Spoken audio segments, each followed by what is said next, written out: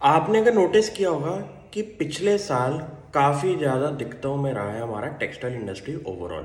और इसके अंदर कुछ ऐसी कंपनीज थी जो कि अंडर वैल्यूड होके भी मार्केट ने उनकी काफ़ी ज़्यादा पिटाई करी थी, क्योंकि ये खेल जो था हमारा वो था हमारा ओवरऑल मार्केट के अंदर जो एक्सपोर्ट की मार्केट थी टेक्सटाइल इंडस्ट्री की, वो काफ़ी ज़्यादा अफेक्टेड थी, specially in the countries like US and Europe.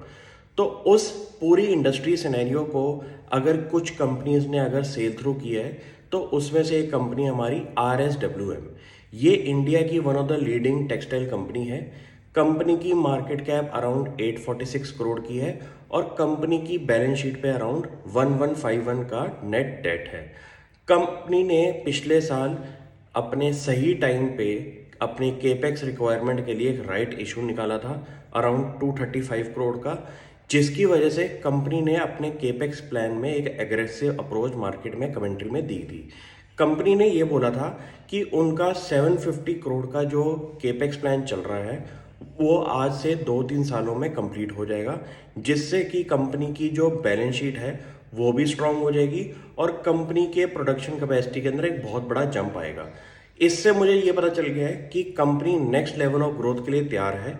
और स्मॉल कैप कंपनीज के लिए ये बहुत इंपॉर्टेंट होता है कि वो एक लेवल पे आके मैनेजमेंट कमेंट्रीज कैसी दे रहे हैं और फ्यूचर ग्रोथ के आउटलुक पे क्या बात कर रहे हैं, क्योंकि ये एक ऐसी छोटी कंपनीज हैं। जैसे कि आप नोटिस करेंगे कंपनी की मार्केट कैप सिर्फ 846 करोड़ की है और कंपनी का जो ऑन गोइंग केपेक्स है वो अराउंड 750 करोड़ का है।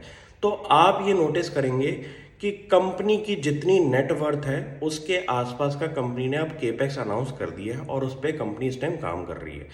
कंपनी की रिटर्न ऑन नेटवर्थ की अगर मैं बात करूं तो इस टाइम 9% की है।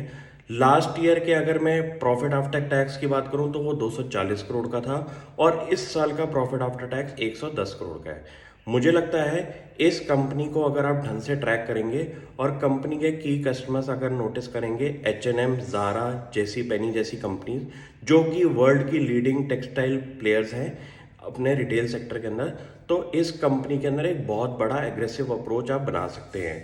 इस कंपनी ने लास्ट ईयर को बहुत अच्छी तरह से सेल थ्रू किया है और आने वाला फ्यूचर कंपनी का काफ़ी ब्राइट दिखता है। आप भी नोटिस करें और मुझे बताएं। Thank you.